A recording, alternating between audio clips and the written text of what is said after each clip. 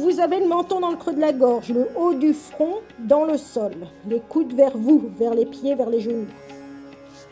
Donc sur une inspire, vous roulez sur le sommet de la tête en appuyant fort sur vos mains. Ça, c'est un début de rocher. Donc éloignez les épaules des oreilles, poussez sur vos mains.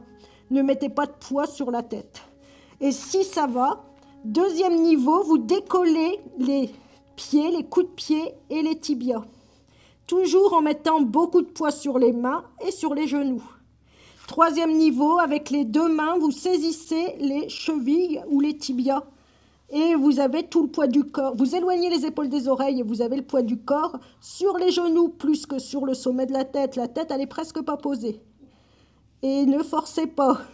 Reposez tout délicatement. Ne levez pas la tête. Revenez les fessiers vers les talons. Accueillez les sensations, le souffle.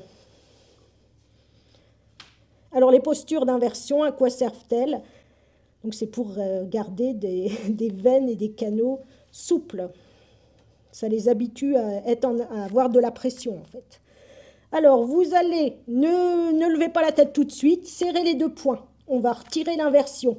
Vous serrez les deux poings, vous levez un tout petit peu la tête et vous posez le milieu du front sur les deux poings. Et là, on n'est plus en inversion. Si ça ne va pas, vous vous allongez sur le dos. Si vous avez, si vous avez mal au genou, par exemple. Donc, observez votre respiration. Normalement, déjà, il n'y a pas de pensée. Et ce n'est pas du tout un souffle profond. Hein. C'est un souffle très, très court pour rentrer en état méditatif. Donc là, ce qu'on a fait, ça s'appelle Sahasrara, le centre d'énergie. C'est celui sur le sommet de la tête, sur la peau au sommet de la tête. Et c'est la connexion au ciel, au divin en yoga. Donc c'est aussi ce qui nous permet de rentrer dans des états méditatifs. Hein. C'est se concentrer sur ce centre d'énergie-là nous permet de rentrer en état méditatif. C'est pour ça que la respiration est courte. On médite avec une respiration presque suspendue. Alors, on a du mal à respirer, c'est sous-claviculaire. Vous voyez bien que votre ventre, il ne respire pas. Là, en même temps, on en travaille un autre, celui à l'arrière du front, Ajna. Ressentez les sensations du front posé sur le poing.